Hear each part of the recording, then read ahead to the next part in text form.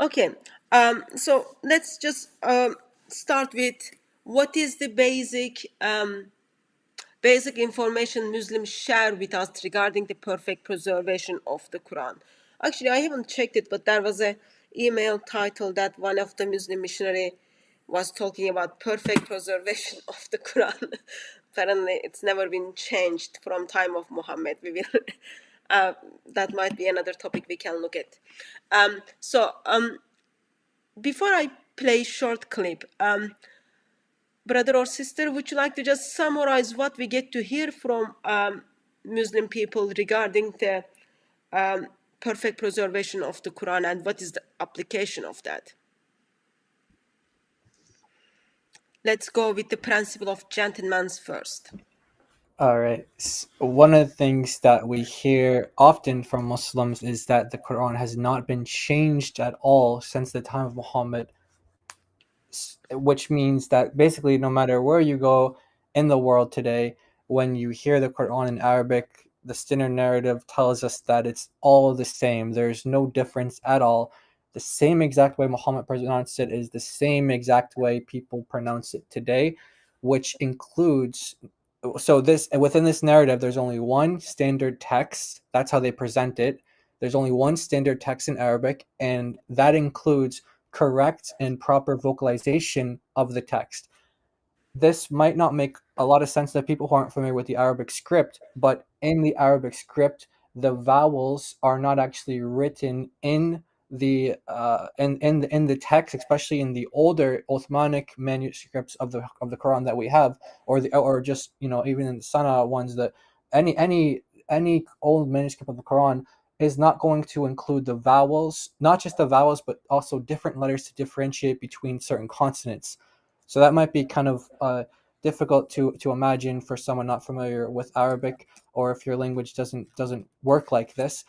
But what they're arguing, what they say is that even though the earliest copies that we have of the Quran don't have the proper vocalization, they don't have any vocalization actually, they say that the pronunciation has been preserved through the mouths of people, oral transmission, and that eventually, once they started writing the vowels down, that those vowels were correctly written in this text, kind of filling in the blanks.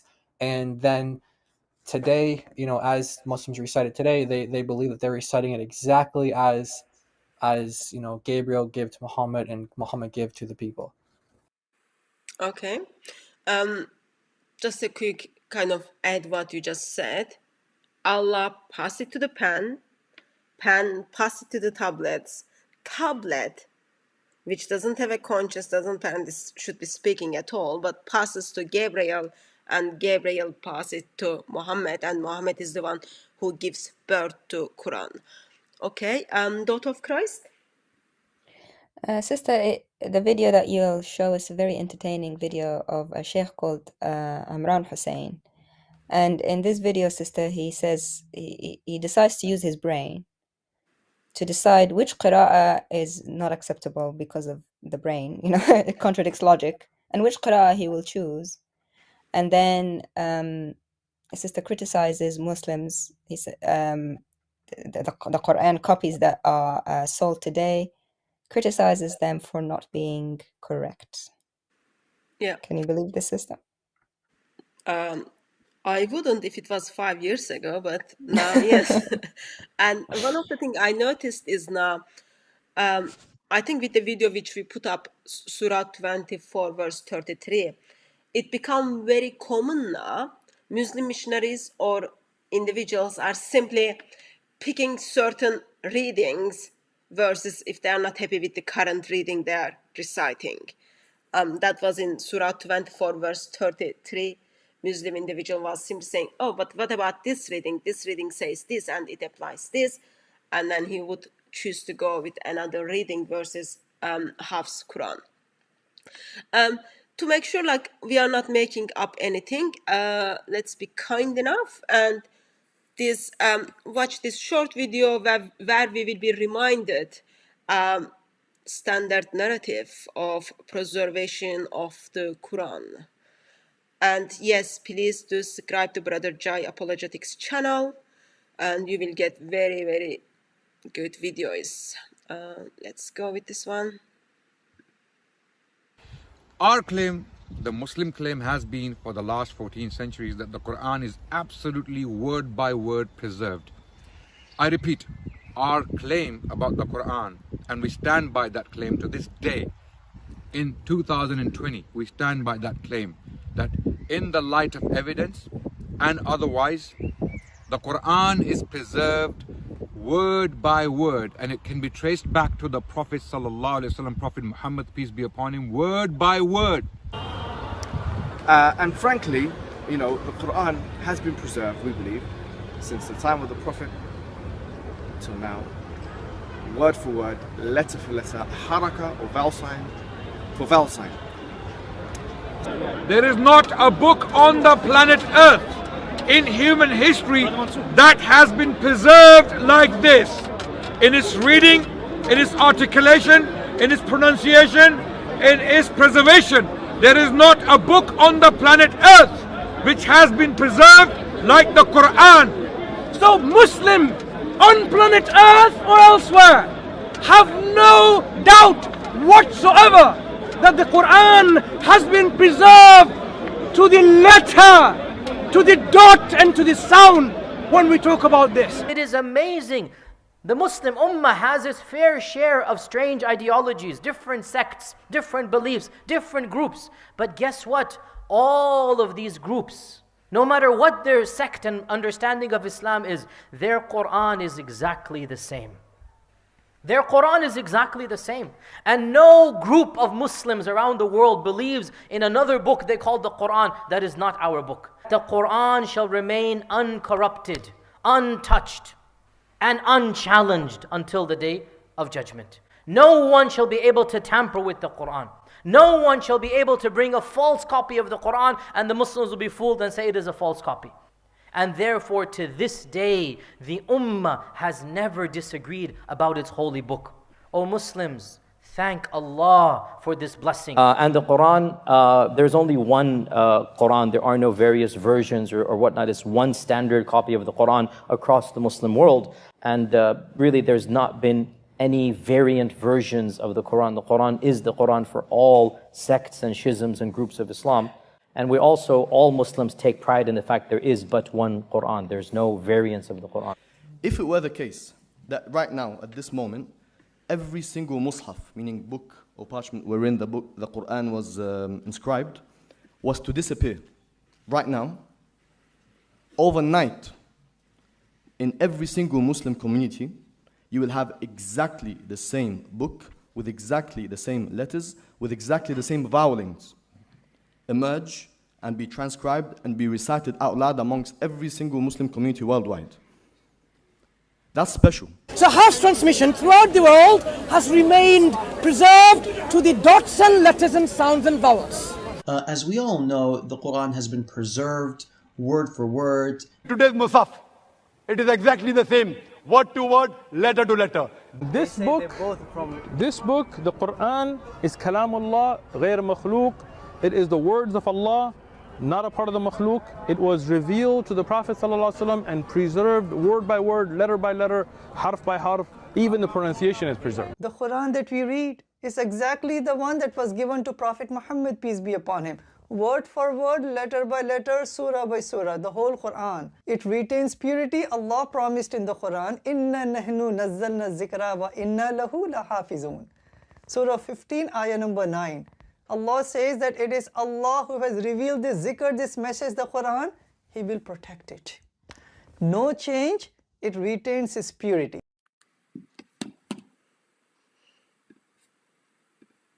So that will be the very basic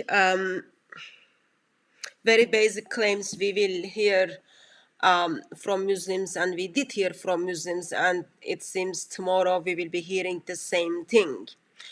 So we will just look at that and then see actually what other Muslim scholars are expressing.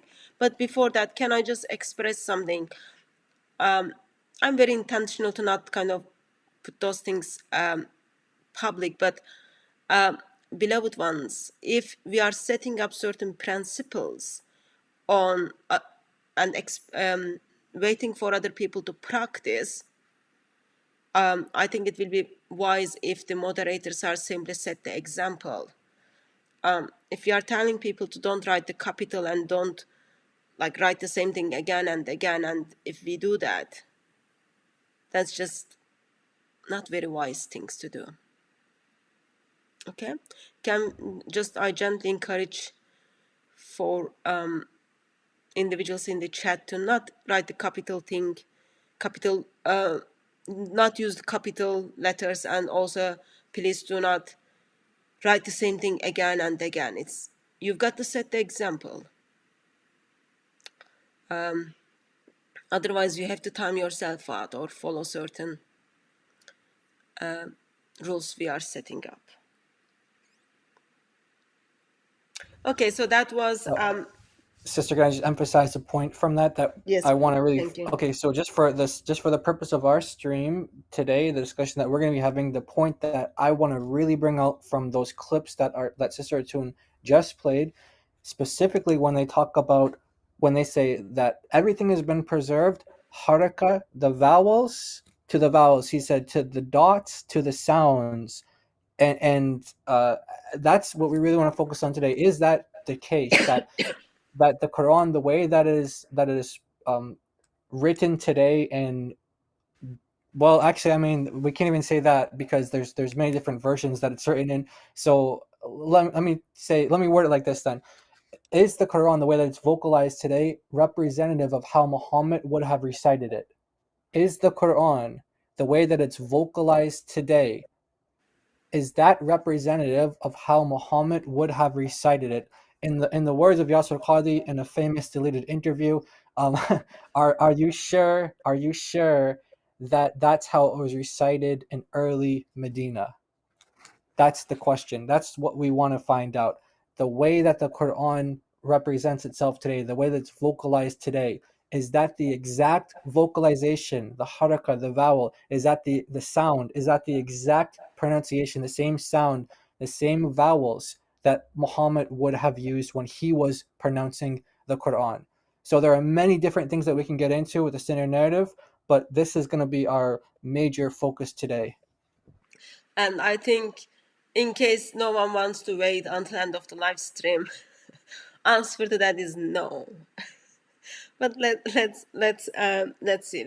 If anyone wants to leave early, that's the very basic answer. You are going to get it. Okay. So like, don't kind of say, oh, I missed the end, I missed the conclusion. Answer to that is no.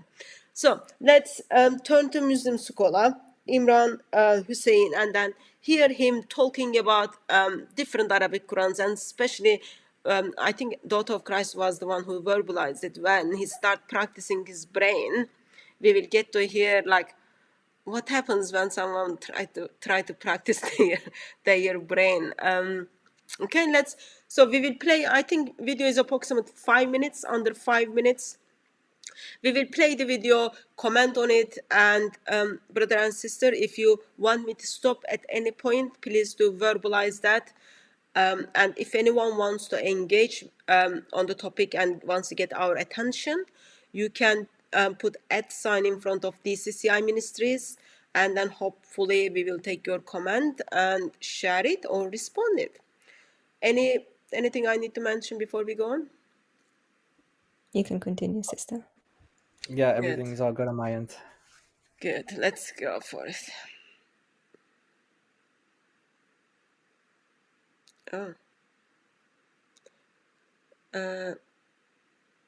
What's wrong? Sorry.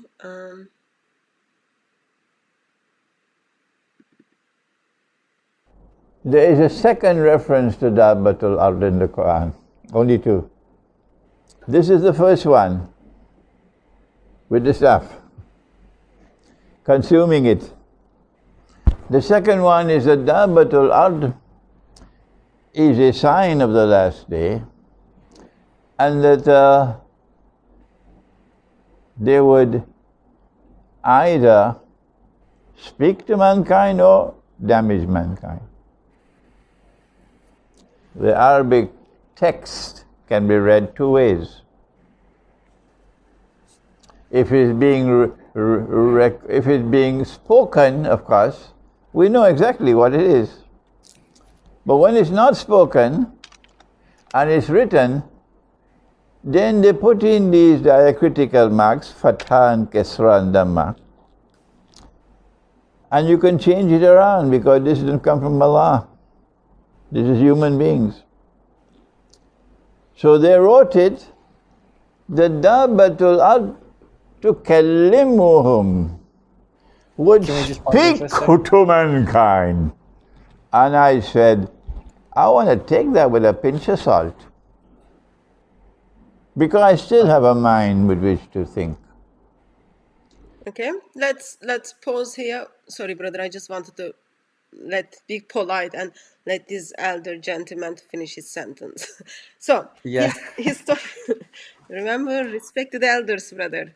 Yes. He's talking about Surah 27, verse 82, and in that sentence he's saying, the word is the word speak or damage. Actually, let me see if I can put the verse in the screen. But so who wants to make first comments, guys, until I figure out the verse and then put it on the screen? Okay, daughter, would you like to comment on something? Yes, this is Surah 27, verse 82. For people who are wondering what's going on, the verse is talking about Allah promising something stupid as usual, which is that he will bring out a beast from the earth, talk to people. The beast will talk to people. That's Surah 27, verse 82. And the older gentleman, the sheikh, said, I want to take this with a pinch of salt, because the word to speak here, to kallimuhum, if you change the diacritical marks around, it becomes taklimuhum, which actually means to damage. The tafsir Tabari says it means to poison. So he said, basically, he's doing a picking and choosing. Which one does my brain think fits best?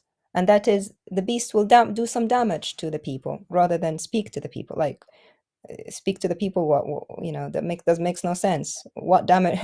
That doesn't sound like the end times. But if a beast does damage people, that makes more sense. So his main point is that the diacritical marks that are on the word tell you how it is pronounced, and it's pronounced differently. So remember what Adnan Rashid was saying?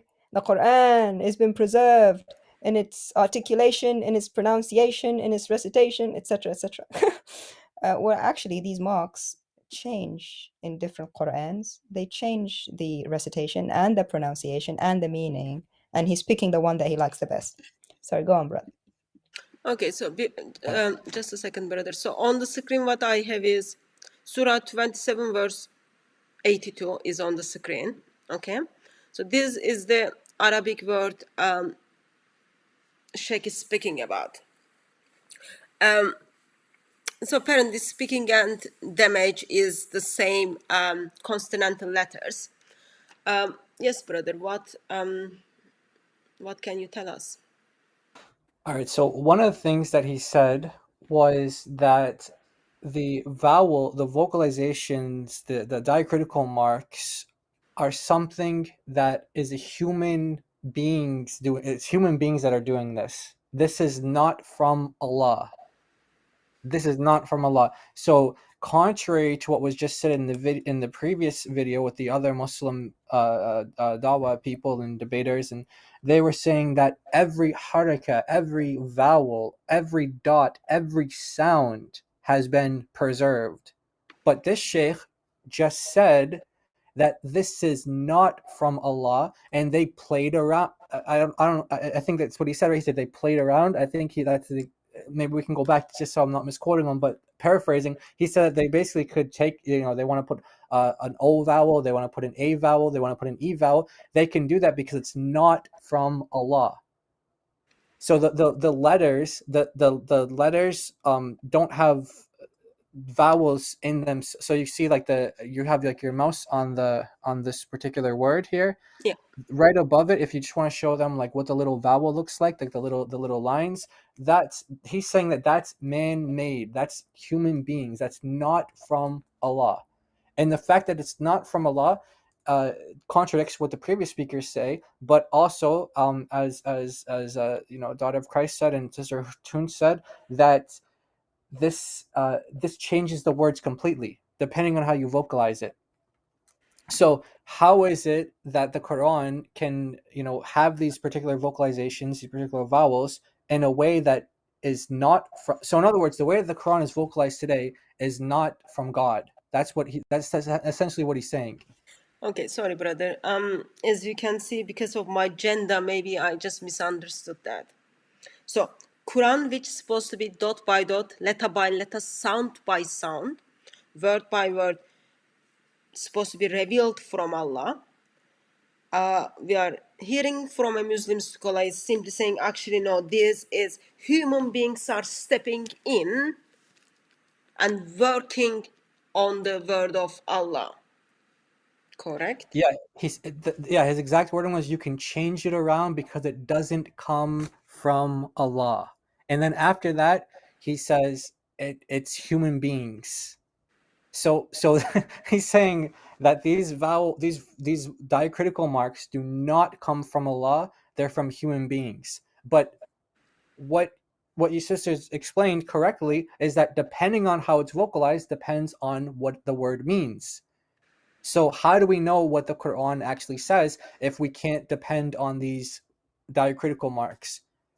And of course, this is something that early Muslims also addressed, and there are a couple of early Muslims that commented on this. They said that the script that the Quran was written in is like a defective script. It's a script that, because you can kind of do what he's saying, which is like basically fill in the blanks, you can kind of make it say a number of different things. I think we showed a slide on one of the streams we were on where like one word can have like 26 different vocalizations. So he's telling us exactly what these earlier scholars really complained about, and said that the way that the readers recite the way that the readers kind of vocalize their Qurans was based on their personal opinions. So one person would write it as, speaking, and the other one's like harming, and that was just their personal opinions. So they held that opinion, but somewhere along the line, this standard narrative of everything, haraka, the vowel for diacritical mark for the sound, everything was preserved from the time of Muhammad to the time today. But it seems like the earlier scholars would say, the earlier scholars like Ibn Khaldun commented on the script, and what's the other one? Ibn Atiyah, is that right, daughter? Ibn Atiyah, he commented on this as well, and he basically said that they just kind of went by their own personal opinions for how to vocalize the text. So in other words, they weren't saying that that these different readers were getting each of these revelations from God, but it's just their personal opinion, what they thought was the best reading. And that's exactly what this guy's doing. He's just saying, hey, you could vocalize it like this, you could vocalize it like that, and he gives reasons for why he believes one is a better reading than the other. But the point is that we don't have the Quran exactly how Muhammad recited it. That's what we don't have. Go ahead, sister. That means we don't know what Allah said at the first place. Did Allah say in this occasion, speak or damage? What did Allah say? Maybe Exactly. Allah was playing around with many different versions of the words and trying to make that accessible. But in here, I think, like, maybe I'm failing with English, but in here it is not about how you pronounce it. The word you are saying does change the meaning. Therefore, Muslim scholar steps in and then says, human beings are doing this. It is not Allah. It is not Mr. Muhammad. It is today's Muslims, or Muslims from like 9th century onwards, are doing such a things. Very disturbing, actually, hearing this, because you grew up in the information that there is only one Quran, dot by dot, letter by letter, sound by sound, is exactly the same wherever you go, even which planet you go or anywhere else. But suddenly you get to hear, actually, in different world, people are simply disagreeing with such a statements. should break our heart, should break our heart.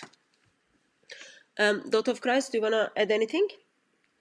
Of course, sister, if there was a perfect oral tradition, this wouldn't be the case, because it would be one word that everyone is saying, who knows how to say it and knows what it is.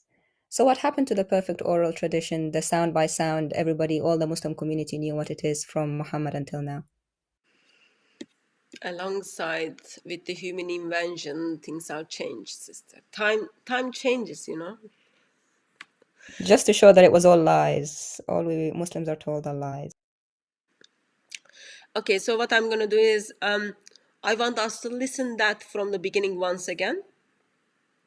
And then we continue from that. Let's go for it. There is a second reference to Dabbatul Ard in the Quran. Only two. This is the first one with the stuff, consuming it. The second one is that Dabbatul Ard is a sign of the last day, and that they would either speak to mankind or damage mankind. The Arabic text can be read two ways. If it's being spoken, of course, we know exactly what it is. But when it's not spoken and it's written, then they put in these diacritical marks, fatha and kasra and dhamma. And you can change it around because this didn't come from Allah. This is human beings. So they wrote it, the Dabbatul Ard tukallimuhum, would speak to mankind. And I said, I want to take that with a pinch of salt, because I still have a mind with which to think. Speaking to mankind? The other one is taklimuhum, would injure you and damage you. I said, that makes more sense to me. So I have departed from this. The overwhelming majority of the scholars of Islam and the Muslims accept that one. So they will have to solve their problem. I can't solve it for them. But because I accept that the Quran is saying that the Dabbatul Ard will damage you, this one makes a lot of sense. And the damage is already taking place. I just wanted to stop there to just make sure I understood that. So he chooses to go with the word damage, and then he expresses damage is already there. There are holes in the narrative, and it's amazing.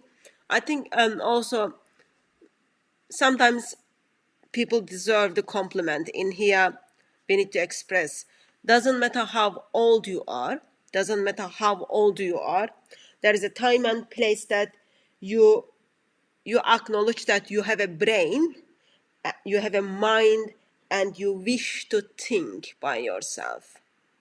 And it is very good that this guy is expressing that I have mind and wish to think. So that's good. That's very, very good. Anyone wants to add anything so far, or anything what you said previously? Add anything on that? What damage is taking place, sister? I don't see a beast of the earth doing damage to anything. What's he talking about? I think he's talking about the damage Muslims are putting to the world, sister. Oh, yes. In that case, yeah, he's right. It's interesting. He said he's departed from the majority of Muslims and scholars and everyone because he has a mind with which to think. Does that mean that the majority of Muslim scholars and Muslims do not have a mind with which to think? And you know what he says that's really funny is he says the major reading, so the canonical reading for this is like the majority reading is to talk, right? It's to talk, and he takes the reading to damage. Now he says he takes the to talk reading with a pinch of salt. which means he doesn't really buy into it at all. He doesn't trust that reading at all. Now, again, going back to the first clips that we played, everything has been preserved. Haraka for haraka, vowel for vowel, diacritical mark for diacritical mark, pronunciation, everything, sound for sound. If that's true, then why would he be saying that, and if this is true, and why would he be saying that he takes as a pinch of salt if just everyone knows that this all comes from Muhammad? Why would he be saying I take it as a pinch of salt? And then he says that they have their own problems and he can't solve their problems. So he's acknowledging that the reading that the Muslims have in the Quran today is a problem. And he doesn't find it problematic because he doesn't believe that the vowels are inspired from God. He doesn't believe, excuse me, he doesn't believe that the Quran as it is written today, if you go to the bookstores or wherever to buy the Quran or read it online, he doesn't believe that as it's vocalized, as it's written today, is actually the way Muhammad recited the Quran. So he thinks that you can just take the vowels and switch them up, put one vowel on top, one vowel on the bottom, one circle vowel here, you can just like do a mishmash of vowels. And I mean, he thinks that they're both I think that's how he's presenting it, right? I don't think I'm misrepresenting him. That's how he's presenting it. Like, these are just human inventions, humans trying to understand what the proper vocalization is. And he's saying it that, their reading has problems. So obviously he wouldn't be saying that if he believed that Muhammad actually read it that way, right? He doesn't believe that. And everybody notice it's not accents, it's not different tribes, it's not different, just because different people say things differently, but the meaning is the same. He's saying you got problems, different meanings. This is another thing that Muslims want to tell us. It's all accents and dialects. Yeah, is it? And he said it makes more sense to me. If it was accents and dialects, you wouldn't have a problem. You wouldn't have a sheikh saying, I have a mind and it's a different meaning and I reject it. I have a mind and I wish to use it. Exactly. Great. Yeah, that's good. Okay. So therefore, it makes sense to us why there are some academics in 21st century simply stating there are holes in the narrative. In this occasion, human steps in and then make up the word of Allah. Human steps in and then says, okay, which word will make sense of? And they are talking about the word of Allah, not someone is stepping in and correcting someone's pronunciation, but they are stepping in to make sense of the word of Allah. Therefore, there are holes in the narrative. There are holes in the narrative. And this gentleman doesn't want to live with that fear. Therefore, he decides to use his mind and takes him out of that club. Shall we continue? Yes, please, sister. Yeah, let's continue.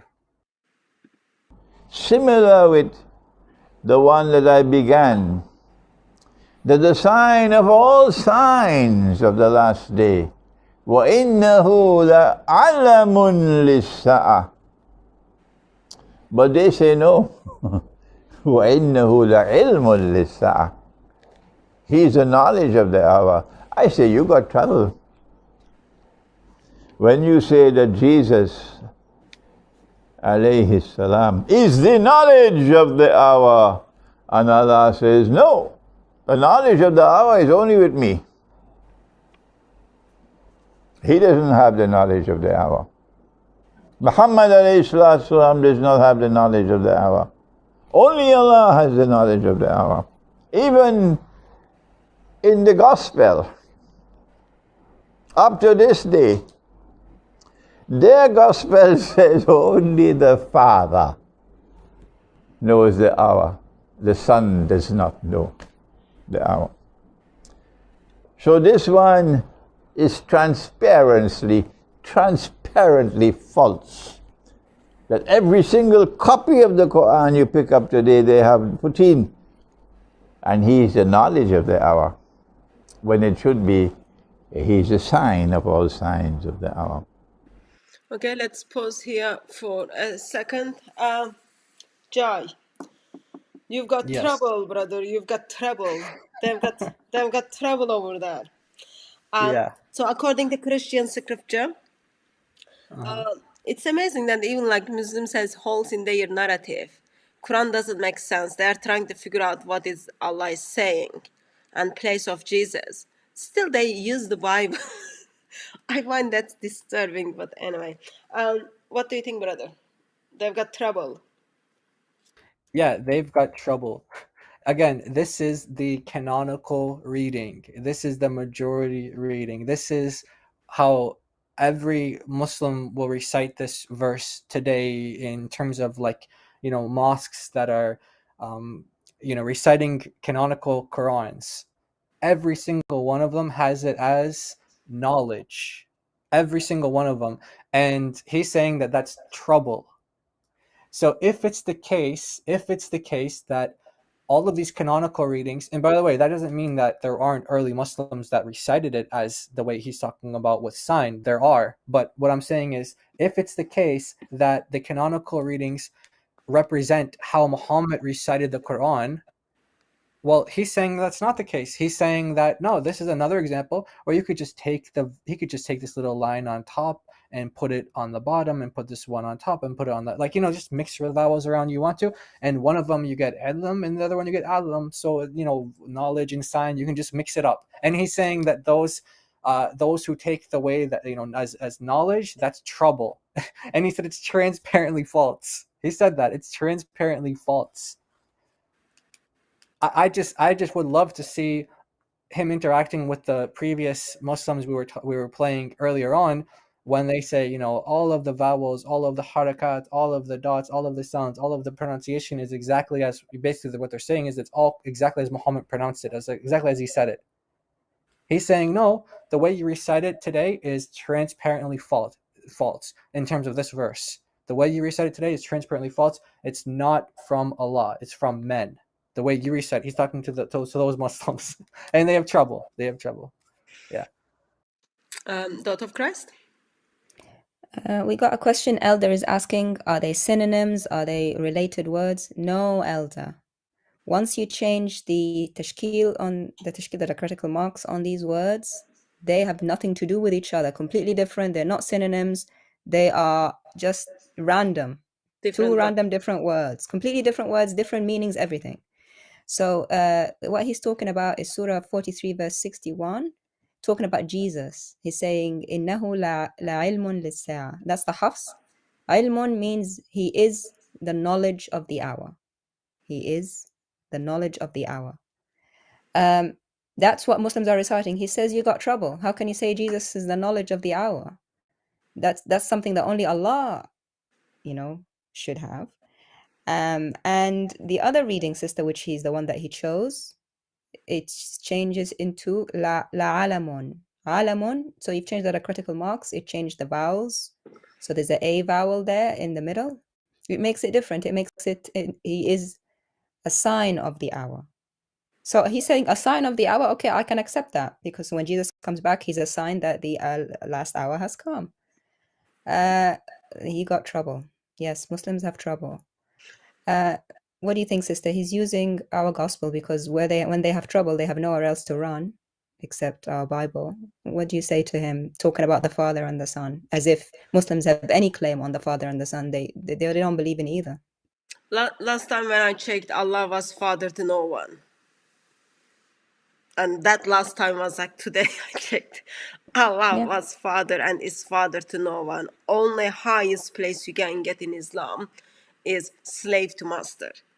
So it's just already like using Matthew Gospel and then making a case, that since God-man Lord Jesus Christ expresses he doesn't know the hour, their interpretation is like, yeah, let's go with that one, since only the Father knows the hour. We will pick their translation, we will pick their gospel, and then we will make sense of the Quran.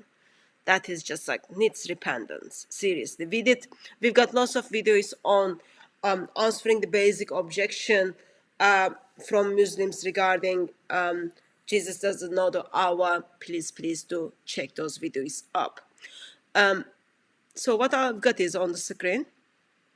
I've got Surah 43 verse 61. with a couple of different translations for everyone to see. Even the translations are messed up. Okay. Beloved ones, anyone want to summarize this, and then I'll just go to the other slides where we get to see what did early Muslims thought about what Surah 43 verse 61 needed to be, since Allah fails to make it clear. Mm-hmm. Yeah. So you can. Oh, sorry. Go ahead, sister, daughter. Go ahead. No, sorry, gentlemen first. Go on. Okay.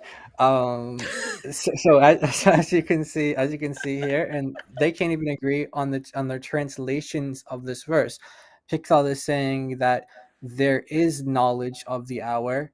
There is knowledge of the hour, and then Yusuf Ali is representing the traditional interpretation and understanding of this verse, but he's using the word that the Sheikh is saying. It causes. Sorry. This is the reading that he accepts, but this is not a canonical reading.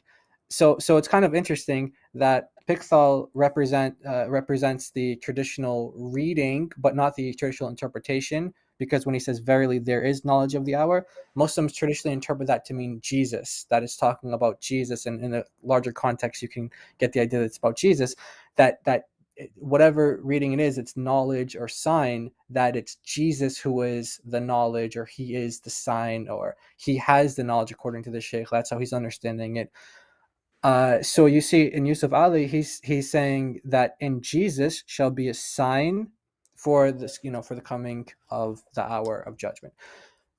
So he's understanding correctly that, according to the Sunni interpretation, that, that this is about Jesus and he's going to be the sign. So this is how the Sheikh is saying it should be read. He's saying it should be read, and the knowledge one is trouble. However, what we're going to get into, is showing that this is actually not a canonical reading. It's actually it does have precedents from big people like Ibn Abbas and Abu Huraira and things like that, but it's not actually, it didn't make its way into the canonical readings from like Ibn Mujahid and Ibn Jazari. So go ahead, daughter of Christ. Yeah, I mean, in the slide, sister, where you had the word circled, this word means knowledge. Okay, so the Pickthall translation, which is the second one you got down, is correct. The top one, sister, is incorrect, and you can tell, one way you can tell is all these brackets. When you have lots and lots of brackets, something is wrong is going on. It does not mean the sign. Sister, this is a wrong translation, Yusuf Ali. It says ilmun. Ilmun means knowledge, as Pickthall has it. So Pickthall is saying one thing, Yusuf Ali is saying another thing. Why is that, sister? Because they know there's a problem. Like the guy said, there's trouble. So yeah. Word of Allah is very clear. Yeah. As it is very clear, Muslim scholar steps in, or even the translator steps in to make sense what Allah is saying, by ends up not in a giant hole, but end up in big trouble. So while we've got different translations and they are not very trustworthy in this occasion, we can go to the early Muslims and then see that's a good idea. What they are saying regarding Surah 43 verse 61. So, sister, this is a very good resource that you showed me. It's Mu'jam al-Qira'at al-Qur'aniyya, which is basically like a collection of the qira'as, the canonic qira'at. This is volume 6, sister, of that, talking about that verse. You see on the right where it says knowledge, this is the Hafs reading, ilmun, and then you can see to the column left to it, you can see that the marks are different. The diacritical marks on top of the bottom of the word. That changes the meaning from knowledge to sign. So here it's putting them next to each other, which is amazing. And the next part that I translated, sister, are all the people that read it in the sign reading, which, like my brother said, it includes Ibn Abbas, and it includes people, loads and loads of people who actually preferred that reading, which Muslims don't read today in the Hafs, majority of them. It's the one that says that Jesus is a sign of the hour, whereas the Hafs one, it says knowledge of the hour. So 11 individuals, including Abu Huraira and Ibn Abbas, simply reads as he's the sign of hour. Right. Mm-hmm. And if this is supposed to be, as the Sheikh says, that it's just human interpretation of, like, how do you put the vowels or how do you vocalize it? Well, if that's the case, then Ibn Abbas should be the most weighty one, because Muhammad was the one who prayed for him to have the correct interpretation of the Quran, and he's the one who said that he is the like Habr al-Ummah, like he's like the one who interprets the Quran. He's the guy scholar. to go to. Yeah, The he's the scholar of the Quran. Ummah. Yeah, the scholar of the Muslim Ummah, the Muslim nation. So it's like it's. I mean, then of course you have all those other names like Qatada and Abu Huraira, all these other names, big names. So it's not like he's getting this reading out of nowhere, but this just didn't happen to make its way into the canonical readings that we see from like Ibn Mujahid, then the two Rawis, and then Ibn Jazari. So it's so according to the Sheikh, the reading that Muslims all recite today in their Qur'ans, in their mosques, and going by the canonical readings is trouble. Yeah. It's trouble. It's also and transparently false. He said that too. Yeah, go ahead. It's also bad language and bad Arabic system. He is knowledge of the hour. He is knowledge. He should either he has knowledge or he is for people to know the hour. Do you see what I'm saying? But he is knowledge. It just sounds like a child speaking, like who doesn't know how to construct words properly. That will be me. Okay. Maybe I am the one who took part in the revelation of the Quran. You never know, guys. Okay, let's look at the next slides where we will get to see other versions of Surah 43 verse 61. Here's the next slide where he is, instead of being a sign, he is the sign in this one. Yeah. So here you've got an extra letter. Do you see the two vertical letters on the right? Lal alamu. Lal alamu here means he is the sign. Whereas the one before was a sign. Here it says the sign, an extra letter, and also added diacritical marks on the top. Okay. What do you think? Yep. Jai, do you want to add anything? Yeah, no, that's a good summary of it. Okay, so now so far we've got a sign, we've got the sign. Okay, let's go to the third option where Ubay bin Ka'b is gonna tell us what was his the one he used. Yeah, this one he says different. Completely different. He says ladikrun, reminder. He is the reminder of the hour. So is he, according to only Muslims, is he, if you go with Ibn Abbas and Abu Huraira, is he a sign of the hour? Or is he the sign?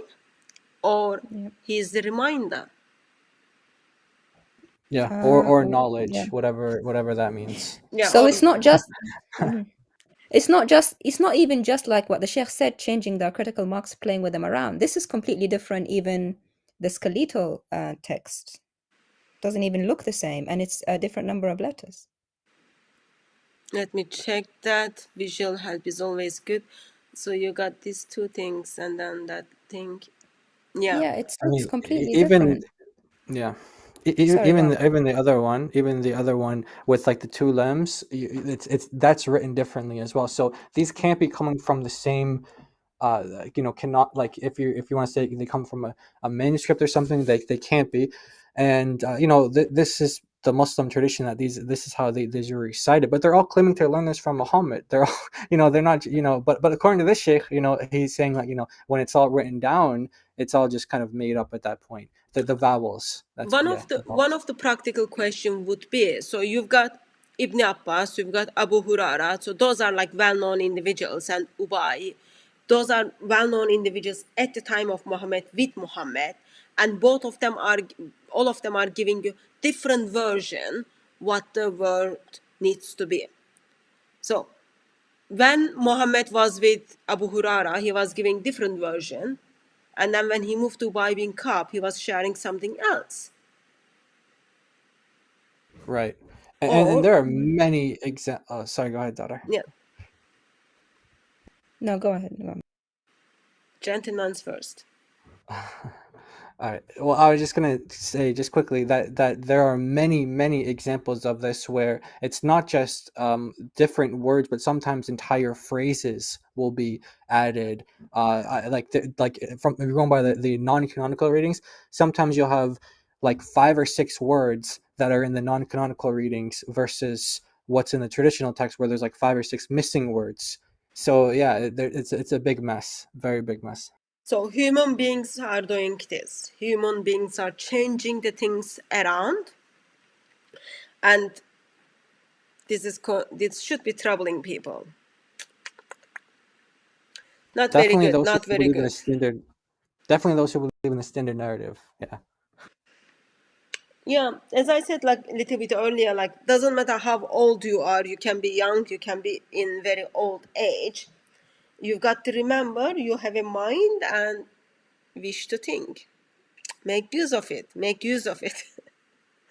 Okay, so what I'll do is I'm gonna go back to video from the beginning, and then we listen to all, and then we just left like a minute or something towards the end, and then finish the video and then kind of summarize it all once again. Is that okay? Yeah, Yes. sounds good. There is a second reference to Dabbatul Ard in the Quran, only 2. This is the first one, with the staff, consuming it.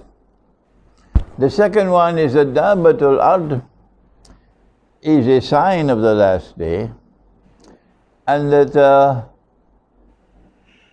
they would either speak to mankind or damage mankind. The Arabic text can be read 2 ways. If it's being spoken, of course, we know exactly what it is. But when it's not spoken and it's written, then they put in these diacritical marks, fatha and kasra and dhamma. And you can change it around because this didn't come from Allah. This is human beings. So they wrote it, the Dabbatul Ard tukallimuhum, would speak to mankind. And I said, I want to take that with a pinch of salt, because I still have a mind with which to think. Speaking to mankind? The other one is taklimuhum, would injure you and damage you. I said, that makes more sense to me. So I have departed from this. The overwhelming majority of the scholars of Islam and the Muslims accept that one.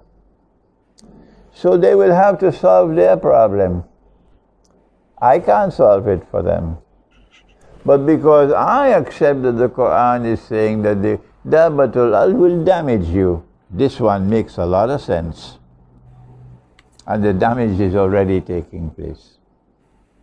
Similar with the one that I began, that the sign of all signs of the last day, وَإِنَّهُ لَعَلَمٌ لِلسَّاعَةِ.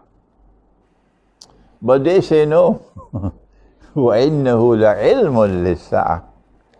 He's the knowledge of the hour. I say, you got trouble. When you say that Jesus, alayhi salam, is the knowledge of the hour, and Allah says, no, the knowledge of the hour is only with me. He doesn't have the knowledge of the hour. Muhammad alayhi salam does not have the knowledge of the hour. Only Allah has the knowledge of the hour. Even in the gospel, up to this day, their gospel says only the Father knows the hour. The Son does not know the hour. So this one is transparently false. That every single copy of the Quran you pick up today, they have put in. And he is the knowledge of the hour, when it should be, he is a sign of all signs of the hour. I've given you two instances where it's not the Quran which has been changed. Don't you make that mistake of saying that Imran has said someone changed the Quran, because you should be thrown into a garbage bin for speaking such a falsehood about me. It's not the Quran which has changed. It is the diacritical marks, the Fatha and the Kesra and the Dhamma, which were not there in the time of the Prophet ﷺ. There was no Fatha and Kesra and Dhamma. It is when non-Arabs entered in the Ummah to help us to read the Quran, they put in the Fatha and Kesra. So who put it in? The human beings put it in. And human beings can do good things and can also do bad things. Yeah, but guess what my critics say?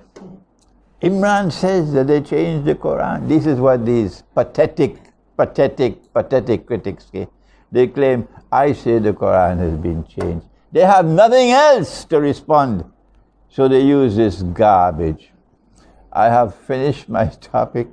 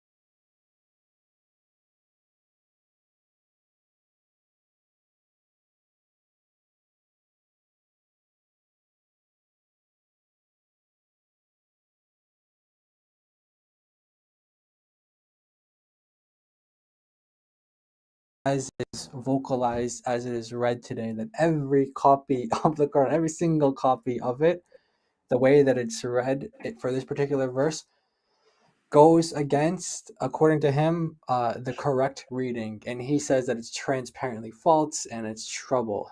So this tells us that his view is that the way that the Quran has been preserved is not through the vowels, Okay, not okay. through the Brother, sorry Yeah. for cutting you off. People are saying no sound. Okay, so can you hear me? Okay, let me do sound check. Allah is false God, Muhammad is false prophet, Jesus Christ is the King of Kings. He is the ruler of universe. He is the one who is interceding for us. Okay, sound is back. Brother, I need to do sound check with you. So why don't you just start from the beginning? All right. Okay. So in summary, what we've seen from the Sheikh is that, as he says in his own words, that every single copy of the Quran, as it is printed, as it is read, recited today, is transparently false and is in error. So according to him, preservation does not include the vocalization. Preservation does not include the vocalization, does not include the diacritical marks. So if we go back to that video, we need to scratch out all the times they said pronunciation, sound, haraka, vowel, diacritical mark, all of those things. We need to X those parts out according to this sheikh. So those are kind of my comments on what he said. So if we get rid of the dots, then we won't be able to make sense of the Quran. Exactly. Because one word can give you many different options in here. Like there are arguing if it's supposed, like he's proposing, actually it's not speak, it needs to be the word damage needs to be used. Even like when come to Surah 43 verse 61, knowledge, the sign, a sign, reminder, you've got lots of options. Which one Allah said at the first place for Muhammad to pass it around? It doesn't look like Muhammad did very good job when he was giving birth to Quran anyway in here. Yeah. Just one point, sister. And when he talked about 27 verse 82, and he talks about how there's two different ways the Arabic could be read, actually that part isn't true. There's actually more than two ways. So like you said, sister, there's like an endless amount of, almost like endless options for how you can read this without the diacritical marks, without the dotting. So it's not the case that there's only two ways. He's only giving two ways, but within the literature, there's at least four ways, and I can think of other ways how to dot. I'm sure daughter could think of other ways. So there are many different ways you can dot it to change it into other words. So not just two ways, but endless almost amounts of ways you can dot the Quran. Which is strangely funny, since not even a dot changed in the Quran. Now you can come up with your own version of the Quran. So, sister? Hattie and Joy, how can he say, don't say that the Quran has been changed? Well, if we follow what he's saying, it has been changed. If Muhammad meant that the beast damaged them, and now every single copy of the Quran, according to him, says that it speaks to them, doesn't that mean that it has changed? That's exactly Muslims what don't it means. know. Yeah. That's exactly what it means. Yeah, if he's the only one who thinks it, maybe, or in the minority, he's moved away from the majority of Muslim scholars and Muslims who all say one thing. And sister, how do we know if it wasn't for his brain and his sense, his common sense? How do we know what he's saying is what Allah meant? Maybe Allah meant the nonsensical one, the other one. And what about all the other ones that just happen to make sense, but maybe not what Allah said, because of these different marks that people have been playing around with for centuries? So maybe they make sense, but not what Allah says. So you can't use your own common sense and logic, because his logic may be, number one, different from other people's logic. And plus, it may make sense, but it may still not be what Allah meant. And the second point I want to make, sister, is it means that Allah didn't really preserve the Quran like he said. Because remember, if we are to believe the Shaykh, Allah said in the Quran, we have revealed this and we will preserve it. So if every single copy of the Quran now has something different, because human beings have played with it like he said, then where's Allah's promise of preservation? What happened to it? Yeah, it's gone. No preservation. Like, I hate... I think that's the moment this tweet comes in. Another Muslim missionary who were like, "Oh, Quran is all the same, blah blah," that junk words. Now, like, accusing this gentleman for blasphemy. I hate to agree with Farida, but he's right. He has turned his back on the Quran, because the Quran that's in the hands of Muslims today, 99%, the Hafs, says something different to what he thinks should be there. What does that mean to you? It means Allah hasn't preserved it, and it means he turned his back on the Quran that is in the hands of Muslims today, the Hafs. Yeah, and I guess if we want to be really really critical to what is tweeted here, we can say that he's also accusing many big Muslim scholars of blasphemy as well, because there are many scholars who preferred some readings over others, and not just preferred them, but called other readings stupid, or called other readings confused, or said the other ones were wrong, or the other ones are grammatical errors. So the language is not too much different than what he's saying. He said transparently false. I can think of one particular scholar who says, this reading, and it's a canonical reading, is false. It's wrong. And this is one of the guys who canonized the readings of the Quran. So, I mean, I wonder how far he's willing to go with, saying that these guys commit blasphemy and, turn their backs on the Quran. So turning their backs against the Quran, there's already a presumption in this, like, what is the Quran? Because the Sheikh doesn't believe he's doing this, but I agree with daughter, he is. But the Sheikh doesn't believe he's doing this because he defines Quran differently than how it's being presented here. And so if the Quran is not what is written, if the Quran is not what is written but what was originally recited by Muhammad, well then I would just say there's no way we can know what he actually originally said. There's no way for us to know what the Quran actually is. It hasn't been preserved. Just So that's what I would say. Yeah, so there are lots of problems right now regarding the preservation of the Quran. Now, Muslims are just picking and choosing which Quran they want to follow. That goes against what early Muslims taught. Even in some occasions, it simply goes against the statements Allah makes. That means Allah is not faithful at all. He doesn't keep even his promises. But just the point that I'm just trying to make sense of the word blaspheme. So he's like simply critiquing the Quran and saying, okay, like human beings add the certain verse, certain letters or certain letters into the Quran. They kind of playing around with it. Why is being accused of blasphemy? Because he's simply turning his back to the Quran. Like, since when now critiquing Quran becomes blasphemy? Yeah, I think if I remember correctly, I think he clarifies in the comments. It's not just that he introduces other readings, but that he says that there are canonical readings that are transparently false and things like that. I think that's what he's saying.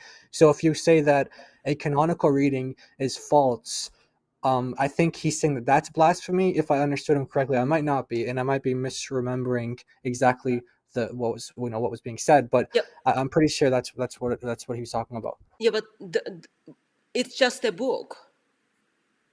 Why are you blaspheming? Why would you say you are blaspheming against the book? Yeah. Maybe you should define. It's supposed to be Allah, and then after Allah you've got Muhammad, where lots of Muslims are, even non-Muslims are, our brothers and sisters are simply suffering because this stupid word blaspheme, people are commenting on Muhammad, and now they are changing and making it more like Sharia focus by saying, oh yeah, from now on, if you disagree with the like these certain different Arabic Qurans, you are blaspheming. Maybe you should define blasphemy, sister, for people who don't know what blasphemy is. Well, not sure which version I should do, sister. It's supposed to be against Allah, but now it's all against Muhammad. Blasphemy means to speak against God. For people who don't know, blasphemy is speaking against God, insulting God. So here, Farida uses the word blasphemy for someone who is questioning the Hafs Quran.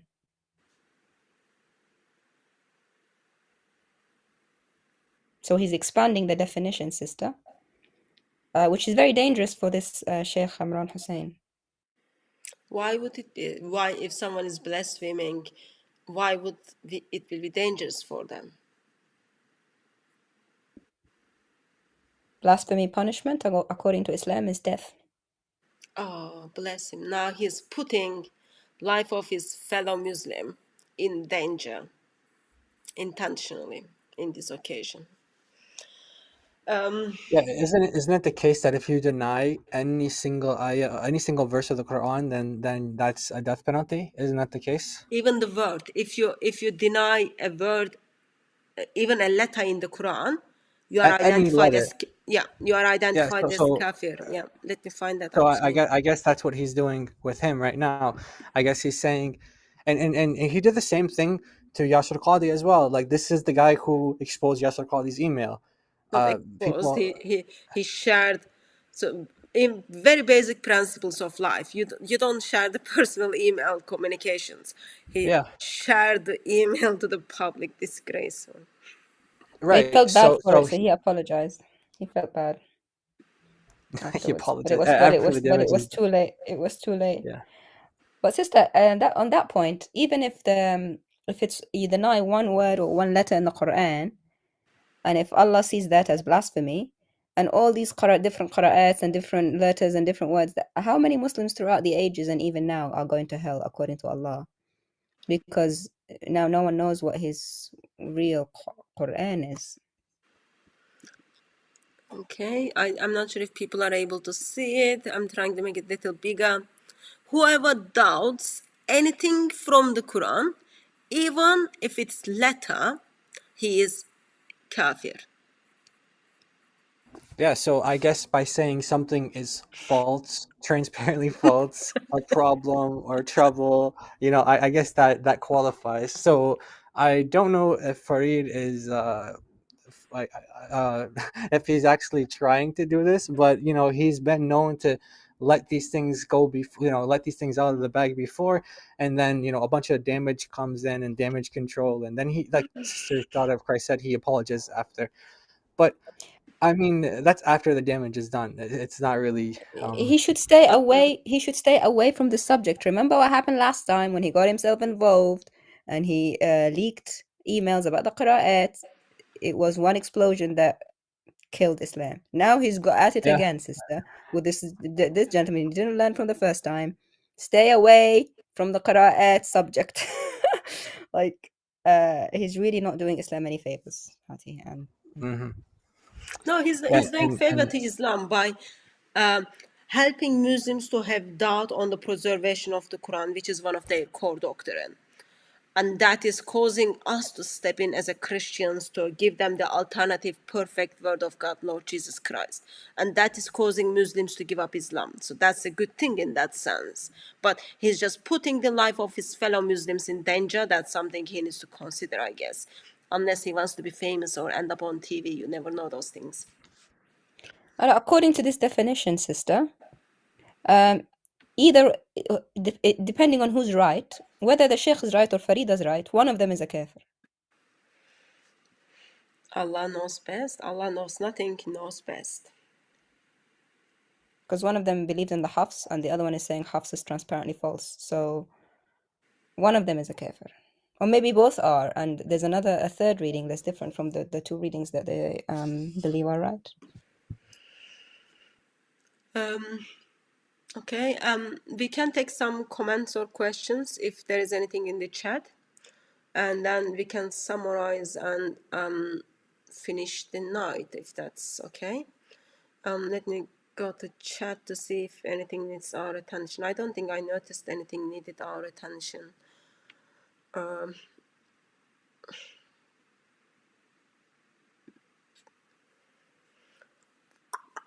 Anything you noticed, brother and sister, in the chat that needs?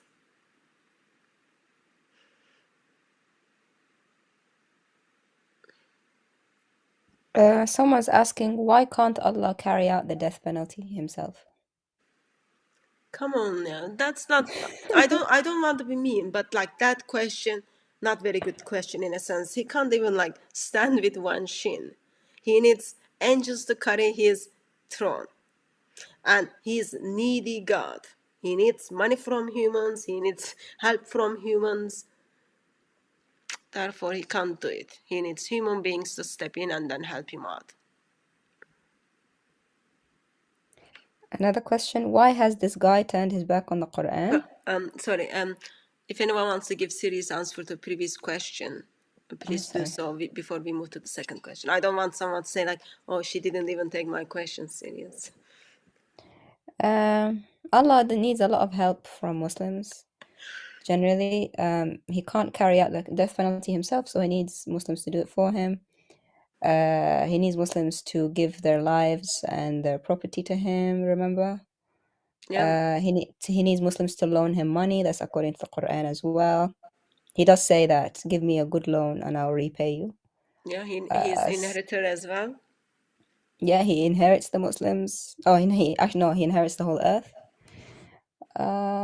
Yeah, so he can't do things himself. He can't sort out his enemies himself, so he needs to send some, mobs to do that for him. So Allah, to be God, he needed to create the creation and he needed to create human beings. Without creation, without human beings, Allah cannot be God at all. So therefore, there are certain things Allah cannot do by himself or by itself. That's like overall problem. But Joy, do you want to make any comment on that? No, I think you guys covered it. Okay. So, sister, sorry, what was the second question you picked up? He said, why did that man turn his back on the Quran? Yes. Why? Well, he turned his back on a Quran, the Hafs Quran, because it didn't make sense to him and he has a mind with which to think, he said. The verses that he mentioned didn't make sense, how they were recited and the meanings of them. So he just picked another one that made sense. He doesn't know that there's, my sister has at least 37 different ones, which he could have picked from. But yeah, that's what happened. So yeah. And Farid is hurt because he turned his back not on a Quran, not the Quran, a Quran, which is the Hafs.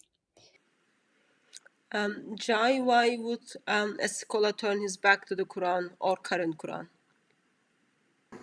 Well, they disagree with the particular vocalization or the particular wording, and that's exactly what he's doing here. And again, this is not unprecedented in Islam. They have precedents for doing this. There are people who say that certain readings of the Quran are confused, they're stupid.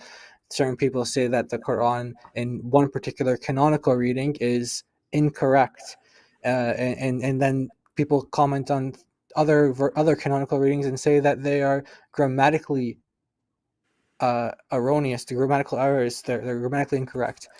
So this type of thing is not unheard of in Islamic history, but it's definitely not the standard narrative.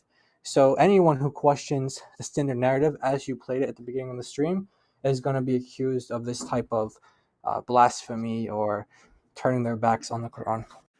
So Tony is saying he never turned his back on the Quran. He blamed men.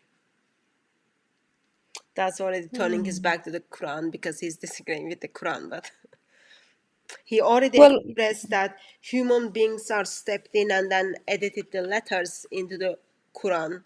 He already expressed that this doesn't make sense. Therefore, I'm gonna go with this Quran. I'm gonna go with this word. So that's like turning your back to the word of Allah.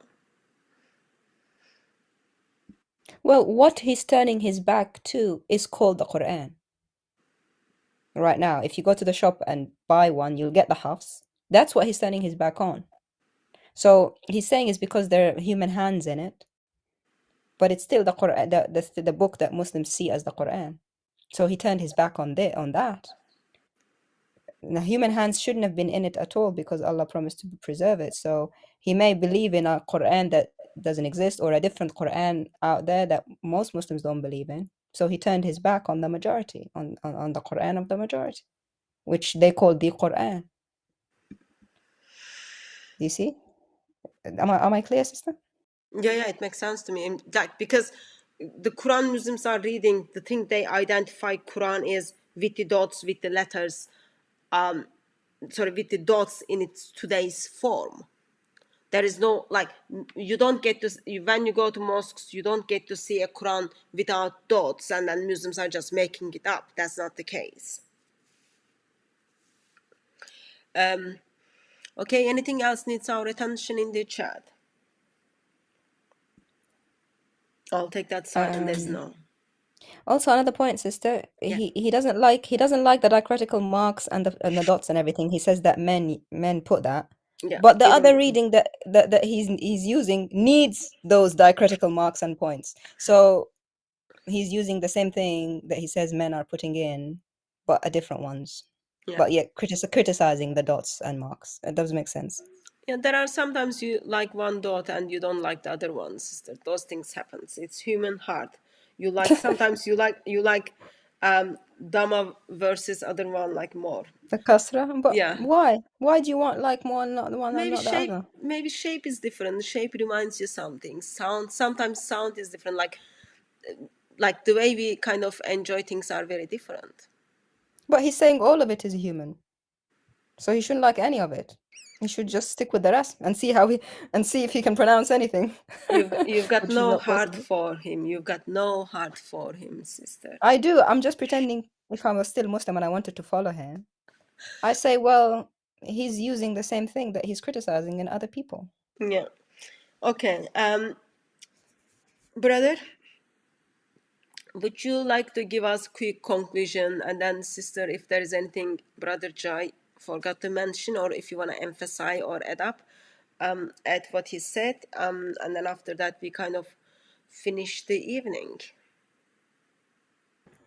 Okay, what we saw here was the standard narrative on trial by Sheikh Imran Hussein, where he completely exposed more holes, that the idea that the Quran as it's preserved or written today, every copy of the Quran as it's written today, are the words and pronunciation and vocalization of Muhammad.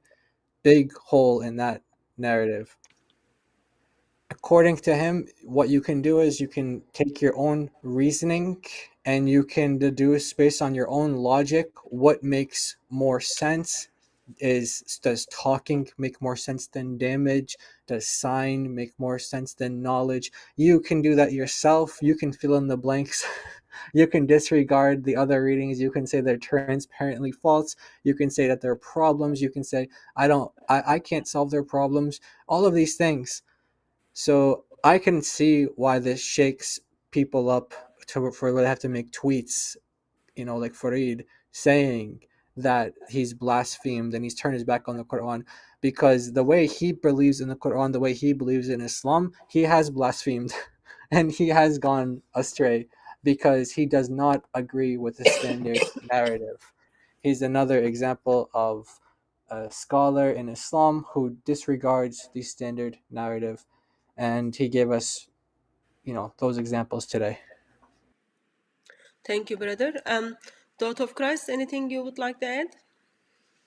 That's correct, sister. Can't really add any more. Yes.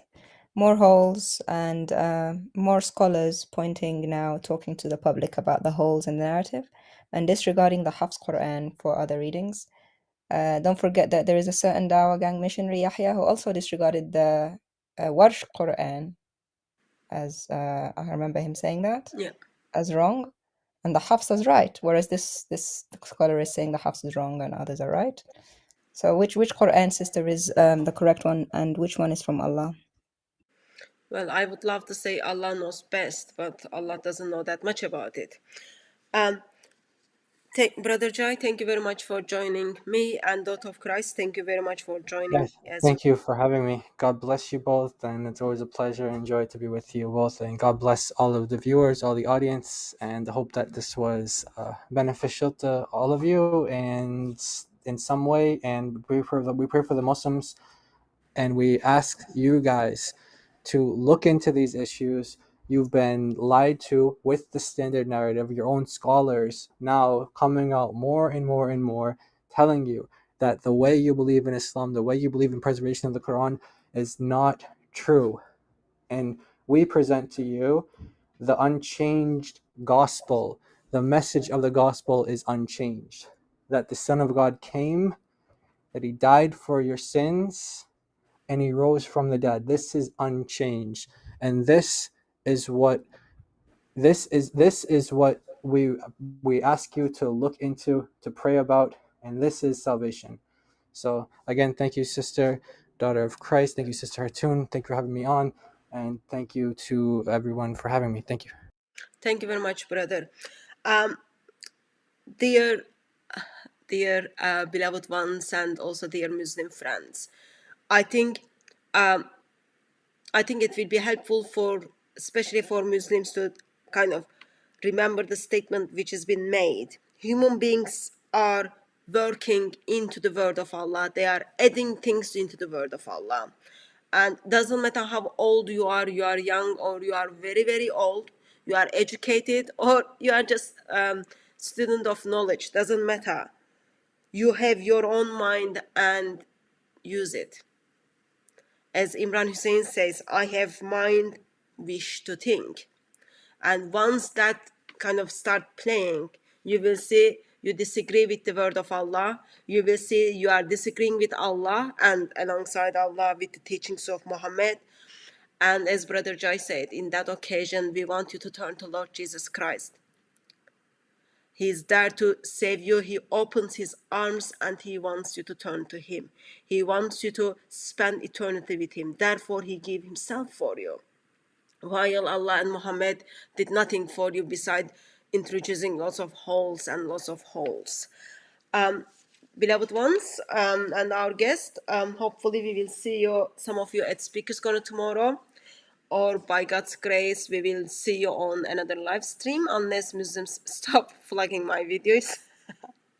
If none of those things happens, we will see you at the bosom of the Father. Beloved ones, may Christ crucified silence you with his love. And Muslim friends, turn to Lord Jesus Christ to have eternal life. Turn to Lord Jesus Christ to enjoy our delightful God. God bless you all. We will see you soon.